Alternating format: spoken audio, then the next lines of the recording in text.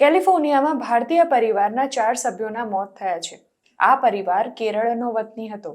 પતિ અને પત્ની તેમજ તેમના ટ્વિન્સ બાળકોના મૃતદેહ તેમના જ ઘરમાંથી મળી આવ્યા હતા. પ્રાથમિક દ્રષ્ટિએ આ કેસ મર્ડર અને સુસાઇડનો લાગી રહ્યો છે. મૃતકોની ઓળખ 42 વર્ષીય આનંદ સુજીત હેનરી, તેની 40 વર્ષીય પત્ની એલિસ પ્રિયંકા અને તેમના 4 વર્ષના ટ્વિન્સ નોઆ અને નેથન તરીકે થઈ છે. કેલિફોર્નિયાના સેન મોટેઓ શહેરમાં આવેલા ઘરેથી 13 ફેબ્રુઆરીના રોજ 4 જણાના મૃતદેહ મળી આવ્યા છે. હાલ તો પોલીસે આ મામલે વધુ તપાસ શરૂ કરી છે. આનંદ અને એલિસ સાથે પરિવારના સભ્યોએ સંપર્ક કરવાની કોશિશ કરી હતી, પરંતુ તેમણે ફોન ન ઉપાડતા સંબંધીઓએ પોલીસ પાસે મદદ માંગી હતી. પોલીસ તપાસ કરવા માટે તેમના ઘરે પહોંચી ત્યારે ઘરમાં કોઈ જબરજસ્તી ઘૂસી આવ્યું હોય એવા કોઈ જ પુરાવા નહોતા મળ્યા. જોકે એક બારી ખુલ્લી હતી, જેમાંથી પોલીસ અંદર પહોંચી હતી. ઘરની અંદર પહોંચતા જ પોલીસે જોયું કે એલિસ અને આનંદના મૃતદેહ બાથરૂમમાં પડ્યા હતા. બંનેના શરીર પર ગોળીના નિશાન હતા. ઘટના સ્થળેથી પોલીસને 9 mm પિસ્તોલ અને એક મેગેઝિન મળી આવ્યું છે.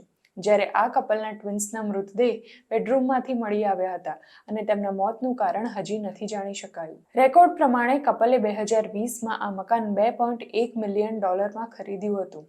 પોલીસની પ્રાથમિક તપાસ પ્રમાણે આ કેસ મર્ડર અને સુસાઇડનો હોવાની સંભાવના છે. જોકે પોલીસ અન્ય સંભાવનાઓની દિશામાં પણ તપાસ કરી રહી છે. સેન મોટેઓ પોલીસે એક નિવેદન આપતા કહ્યું કે હાલ અમારી પાસે જે માહિતી છે તેના પરથી લાગે છે કે આ એકમાત્ર ઘટના હતી અને તેનાથી અન્ય લોકોએ ડરવાની જરૂર નથી. અમને ખાતરી છે કે આ માટે જવાબદાર વ્યક્તિ ઘરમાં જ હતી. મૃતક પરિવાર મૂળ કેરળનો હતો અને છેલ્લા 9 વર્ષથી તેઓ અમેરિકામાં રહેતા હતા. આનંદ સોફ્ટવેર એન્જિનિયર હતો અને એલિસ સિનિયર એનાલિસ્ટ હતી. તેઓ 2 વર્ષ પહેલા જ ન્યૂ જર્સીથી સેન મોટેઓ ખાતે શિફ્ટ થયા હતા. પોલીસ તપાસમાં પાડોશીઓએ આ દંપતીને મહેનતુ અને બાળકો પ્રત્યે સમર્પિત મા-બાપ ગણાવ્યા હતા.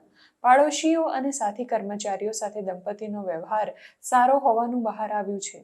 મીડિયા રિપોર્ટ પ્રમાણે ડિસેમ્બર 2016માં આનંદે ડિવોર્સ માટે અરજી કરી હતી, પરંતુ કોર્ટે તેને મંજૂરી નહોતી આપી.